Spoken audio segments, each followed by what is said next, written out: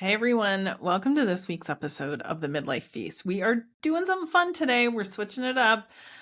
We are still talking about midlife and we're talking about menopause, but we're also talking about fun and trips and travel. And I am so excited to bring you this conversation with the Voyagiste, also known as Natasha, who is the mastermind behind the last two Food Joy and Body Joy retreats and the upcoming one in 2025. We share some details of that, more details to come soon, depending on when you're listening to this. But what I would love for you to listen to, even if you're like, oh, there's no way I can do a trip or even want to do a trip, is just talking about some of the things that we learn about ourselves when we do things outside of our comfort zone. Because that is hands down what we hear the most from people who join us on these trips, who have often never taken a trip by themselves, who often hadn't even left, North America. So there's a lot to learn by solo travel and traveling with a group of like-minded people. And I share a little bit about what it looks like to go on a trip with me. So I would love for you to have a listen. And if you have any questions, let me know.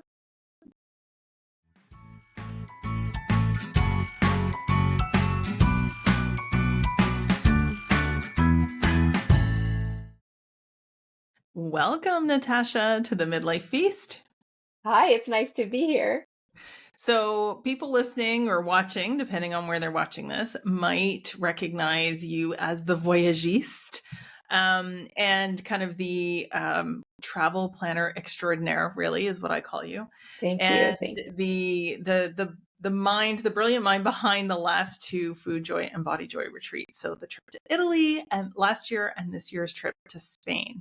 I So cannot take all the credit. I'll just interrupt you, but to say that. well, I think you can take most of it because you would just run ideas by me and I'd say, that sounds amazing. Let's do it.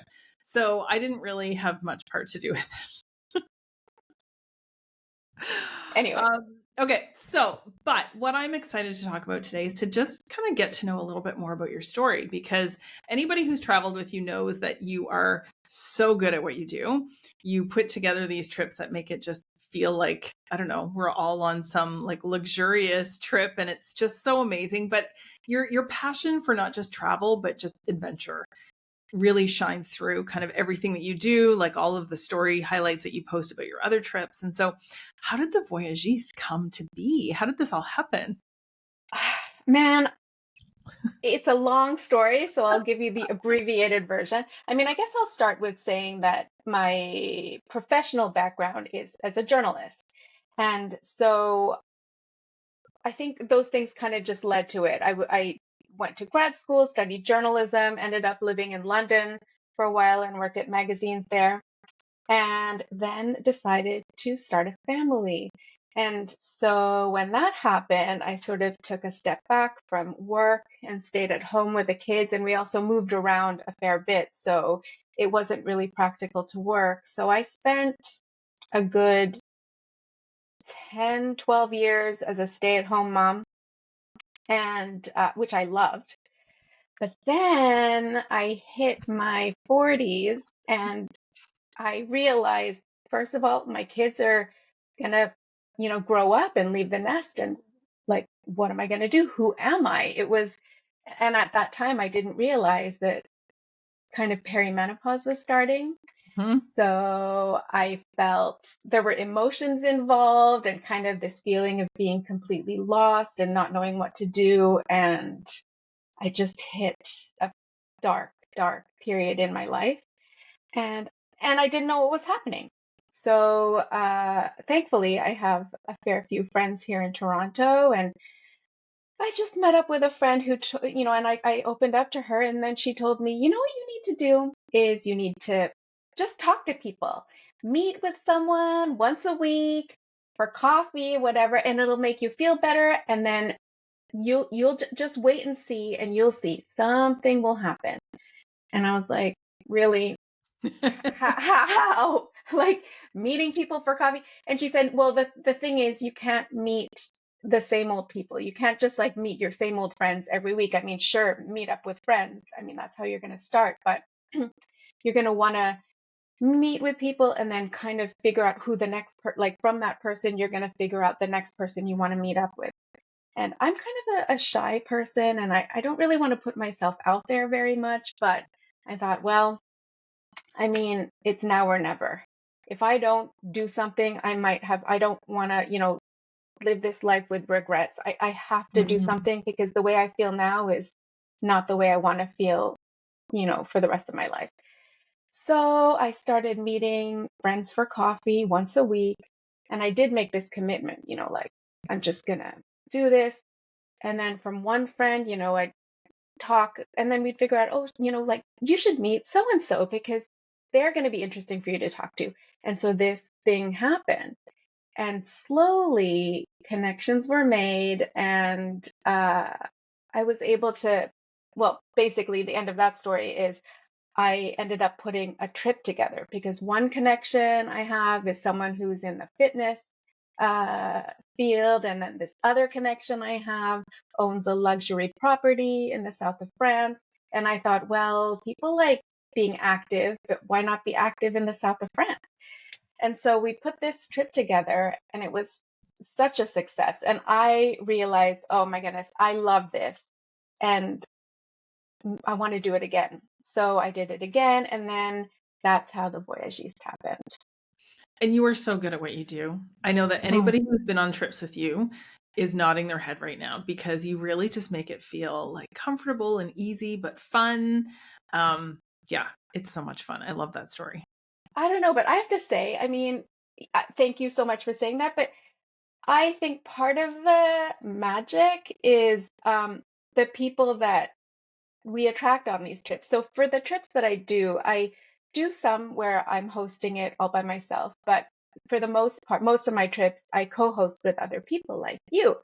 And so I think that's kind of the magic ingredient is that you bring a community and we combine forces and then it's like a bit of you, it's a bit of me maybe, and then it's also where we are and it's the people we attract.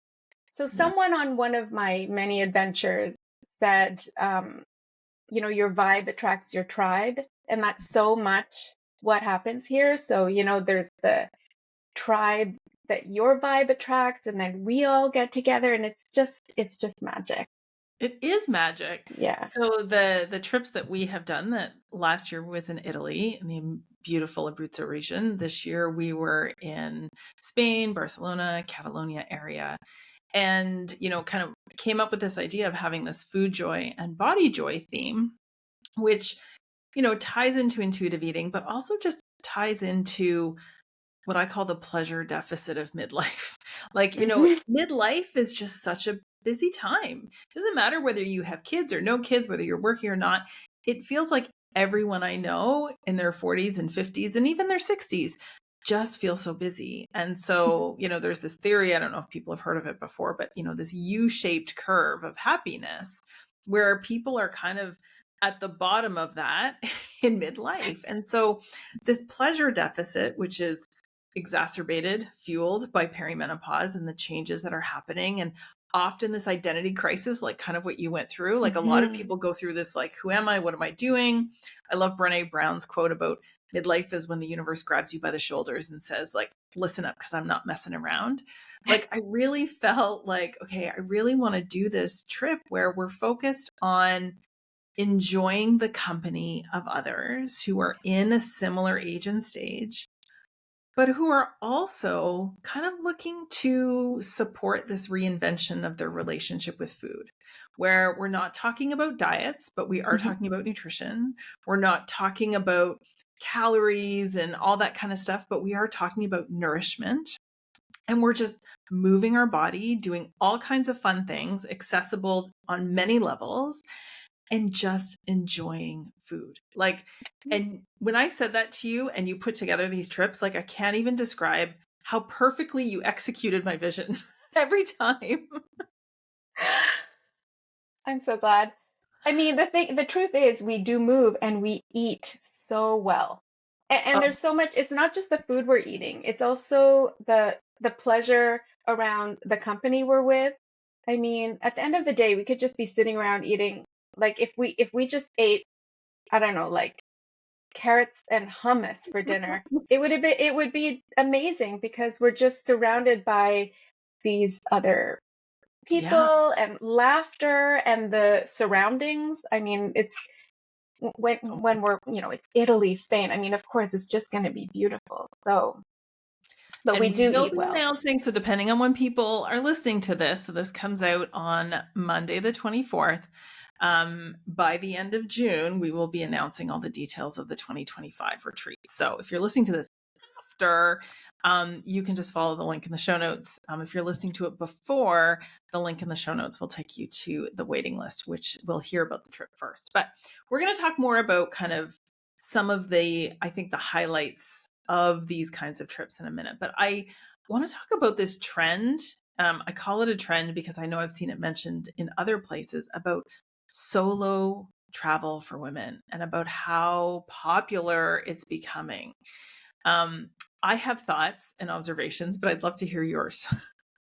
Well, I mean, it's really become a part of the discussion. Like I see it everywhere. All these women, it's women in general, but really like a lot, or maybe it's just my feed, it's midlife stuff. But all these midlife women on solo adventures, and this real trend to do that. So it's, I mean, it's really happening, and I see it because obviously we attract solo women, mostly in midlife, We don't and it's mean amazing. single. Like we're talking No, about like often people who are in relationships, marriages, all that kind of stuff, but are traveling on their own. oh, Um, yeah. for the like 90% of 95% maybe of uh, my travelers have left their families at home or, whoever. I do have travelers who will come. I've had someone bring their daughters, I've had someone bring their daughters-in-law, and I have some trips where we have, male partners or and men join us as well. I mean, so there's all sorts, but really for the most part, it's solo midlife women who are leaving, their kids. They realize, in midlife, oftentimes these kids are a bit more, they're not, babies or toddlers, they're more independent. So, Yeah. people are Thinking of doing like this for themselves. the groups that we've had, the two groups, Hmm. and there was quite a bit of overlap between the 2 years, but we had somebody on the first trip celebrating her retirement and Hmm. celebrated it again with us in Hmm. Spain. We had several people who were traveling by themselves for the first time ever. Hmm. Really felt like it was, I know one person would joke that it was like a midlife crisis, when she said to her husband, I think I'm going to sign up for this trip with this stranger that I've never met before. I know, And that's right. we had a call, and I think once she saw that I was like a real live person, and then you were a real live person, and she loved it so much that she also came on the Spain one. Hmm. So I think that the hesitation that a lot of people have, which is understandable, is traveling with people that you don't know. But That's one. yeah, that's one for Yeah. sure. But I also like that you are a travel agent. So Yeah. like this is, provides that kind of consumer level of protection for people who are, thinking, oh my gosh, this is such an investment that I'm giving money to. You are a business. Oh, Um, yes. right. As am I. So like, Yeah. we're not just like strangers on the internet. Although we were strangers on the internet, but Yes. Yes. yeah, so I think that for a lot of people that like who is this? Like that's a fairly straightforward one. But I think what surprised a lot of people the most was just how I hate the word transformative or like transformation, but Mm, like just to see a group of 8 or 10 strangers who did not know each other. Even last year in Italy, you and I had never met in person, right? never. I knew one person on the trip last year. Like I had met them in person because we actually grew up in the same town. But everyone else I had either worked with online virtually or were just people who kind of like found me. We had someone come from Australia, right? Yes. I mean, so what it surprised everyone and what was really I think the nice surprise was just how close you can get when you are just experiencing life and adventure and not having to like work real life into that. So you're Oh, just yeah. traveling, you're just hanging out, you're just having fun. we had lots of like real conversations about things, but like you're just there to just be you. And I think that that is a gift that many of us have not had, maybe forever, but certainly in many, many years. Oh, it's definitely what we're hearing or what we've heard, because for our trips and for all my trips, we'll set up a WhatsApp group and then we text and we keep that open for forever. And it's so nice because you have these friendships and you text. And then, I mean, this is like some of the feedback we've had. It's like, it's so nice to just go. And, a lot of the people are mothers and they've always been the ones to do the work. But here they just go on a trip. Like once they land, they don't think about anything.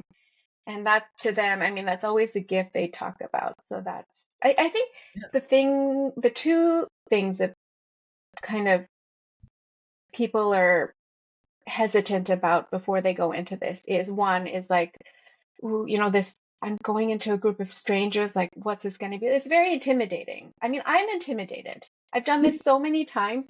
Every single time I'm intimidated by the next group. Like, oh my gosh, who are these people going to be? Is this going to work? Like, is everything going to go as planned? Like, I'm scared. And then the other thing that people are a bit hesitant about is treating themselves to this trip. It's not a small investment in themselves. And sometimes you feel guilty about, I do feel guilty about, spending the money on a thing like this. So those are, but then, I mean, I think it's worth it at the end of the day.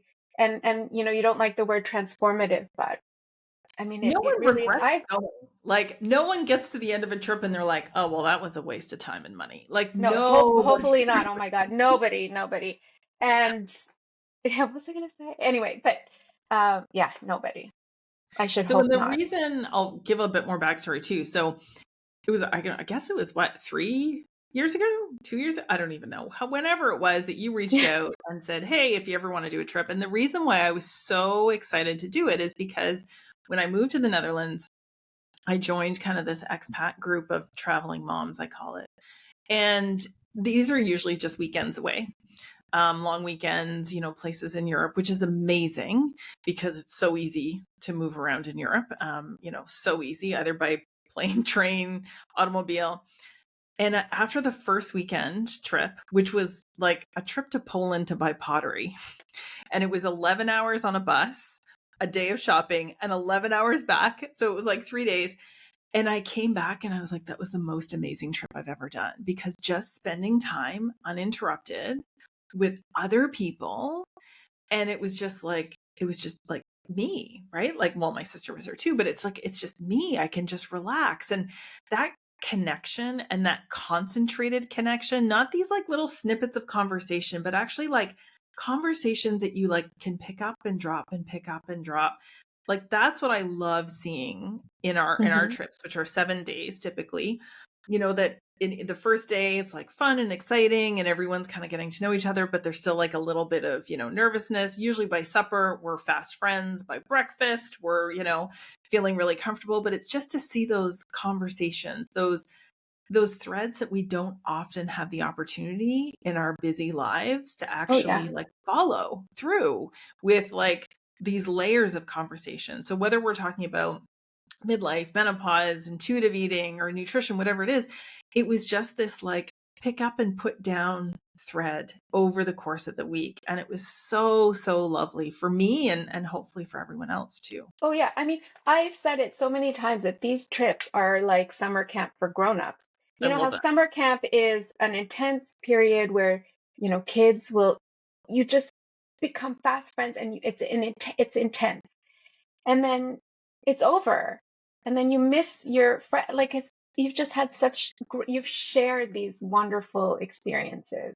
And among the experiences I like to add in are things that, sometimes might put people out of their comfort zone. I mean, going on these trips can sometimes or often be putting them outside of one's comfort zone. But, when you do that, it's and you share that with other people, it's amazing. I mean, that's transformative or Let's tell something. the story of biking in the rain in Italy. Yeah. See, that's what I'm talking about. Yeah, So that was a really great like bonding moment. And it was, I think, our second day. our first, well, I mean, if you, it was the day after we arrived. For It the was our first first, it full was our day. first full day together. Yep. So, I mean, as the person responsible for planning things and wanting things to go off without a hitch, I mean, there's one thing, one ingredient that I can never plan is the weather. And, and you don't want things to go wrong, but sometimes things will go wrong. And it's those things that go wrong that kind of make the story great sometimes. Or, it's I like it sometimes Makes it because it's a challenge. memorable. It makes it memorable. So we were on this trip to Italy and we had this bike ride. It was, I sold it as this like wonderful leisurely bike ride along the Adriatic coast. And it's beautiful because you've got the coast to one side, and we're just gonna go at whatever pace we want. It's gonna be beautiful and lovely, and then we're gonna end it at this scenic spot for lunch. We get there and it was fine. And then everyone decided they wanted electric bikes, which I thought, really? But then whatever. So we all just went and got electric bikes, which ended up being the right choice because as we cycled, the the clouds opened up, the skies opened up, and it was just down. It was torrential. I mean, I don't know how long. Maybe we'd been out an hour. It was supposed to be like Not a two, even, not not even. even. It You was know what? supposed to be We at meant least like, 2 hours. yeah, Oh my just gosh. Thank goodness for those electric bikes because we were able to just zip right back. But by the time we got back to the bike place to return the bikes, we were just drenched, all of us. But it's hilarious. I mean, everyone understands. Some people were properly clothed. They were, wearing whatever rain gear, and then the rest of us were not. And then we proceed to this beautiful spot for lunch where there was like another large group, chic as chic can be. And here we are like wet dogs hanging our laundry in the restaurant. my Like, favorite memory was like people wringing out their stuff and oh then my God, hanging it on the backs of the chairs because we were that soaked. It was like soaked. to the bone. Like don't even bother trying to hope it will dry out Oh before you. yeah.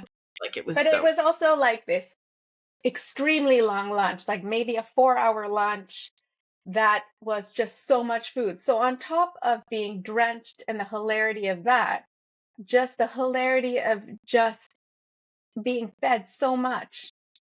Yeah. And it was just, I mean, we just laughed so hard. And those of us who were on that trip sometimes will still like WhatsApp each other memories from that day just to laugh about it again. Yep. And So we have a joke that's not really an inside joke, but at some point, because it was this 4 hour lunch, and the meals just kept coming, and it got to be this inside joke that like it's still not dessert, I and so know. Oh my God. like it, yeah, it It was and the amazing. and the meal made no sense because I don't know, maybe it was like 18, 20 courses. And typically in Italy, you have your starters and then the first course, primi, is a pasta. So we got the primi, so we got the pasta. And then you get the secondi, which would be the main. But no, we got a second pasta. And then we got the main. And then, like, I don't know, seventh course was another pasta. And we're like, oh my God. It was it was a lot, but it was amazing. I mean, I love It was that amazing meal. and super Yeah, memorable. And super what I memorable. remember from this year's trip, which I think took everyone out of their comfort zone, was the ceramics. We were all excited to do it, but there was I think a few people who had some experience with it, but we were all kind of like, "Oh, is this going to be like preschool where we come home with something and it's like, look what I made, ma?" Not sure, but it was everything about that I think is going to be the most memorable thing from the artist, the owner of where we were staying and her studio and her story and her passion and just everything that like we all came out of that feeling like I don't know, just like nourished, for nurturing creativity and just supporting. Like it was amazing. That I think is one of the highlights for me of this last trip. Yeah, I think so for me as well. And I think that one's a good illustration of one of the other magic pieces of these trips is that I am all about connection because Mhm. that's what helped me get to where I am now. But connecting not only with the people that are on these trips, but connecting with the people that we meet along the way. And Mhm. so a big thing of mine is I really do like supporting or working with women as much as possible. I mean, that's not to say I don't work with men. I mean, if there's a guide, for example, and he's like it's better with him. I mean, I would definitely go with a male guide, but in this, I like to work with women as much as possible. And this ceramicist was so incredible, and her story it just moved us all. And Yeah. that's one connection that, um, I mean, it was just an incredible connection. Again, transformative. And then we also got to bring home a souvenir of that day because we all made lovely ceramic. I think the ceramics were all gorgeous. They were.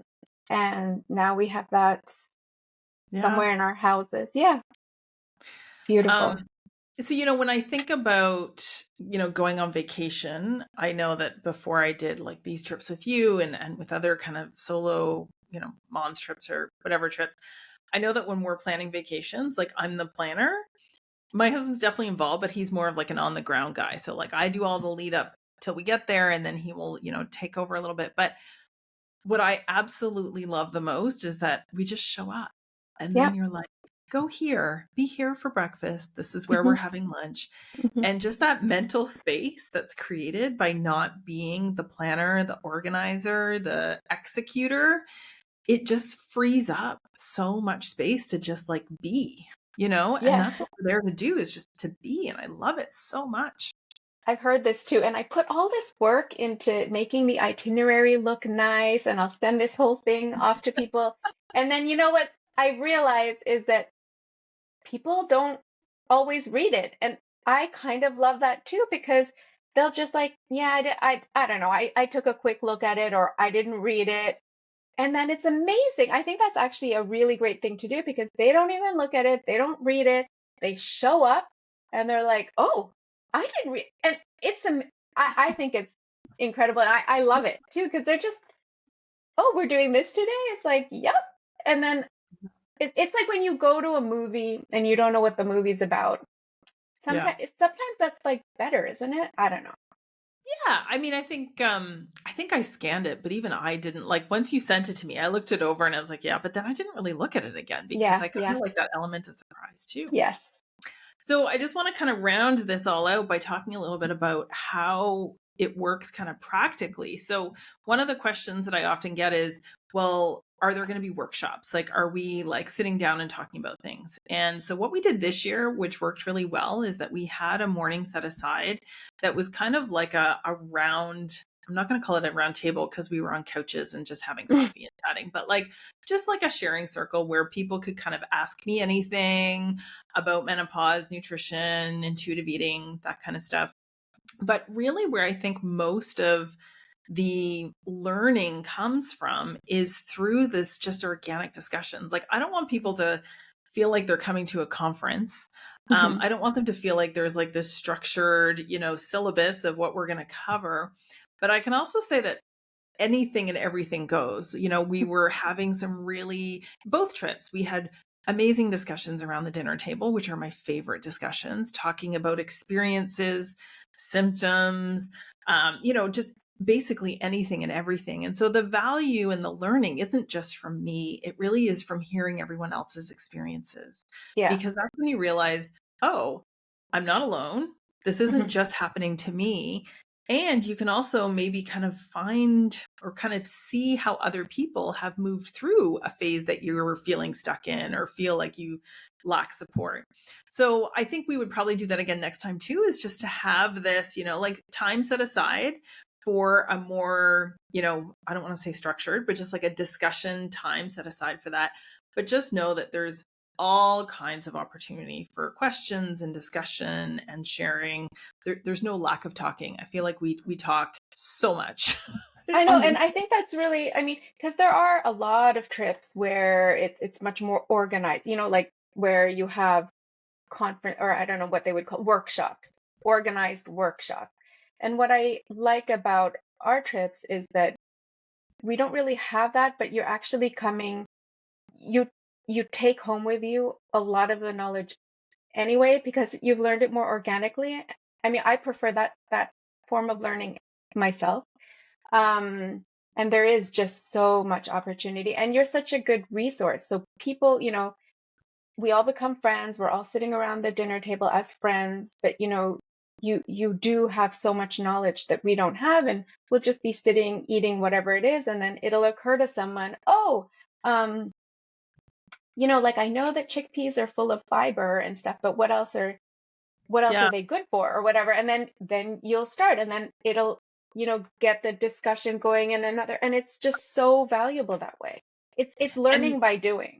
it is. And in the Mm, last two trips, I don't know if it's going to be like this in our next one, but on the last two trips, we've also done a fair amount of the cooking. So, which mhm, I love to do. I love to cook for people.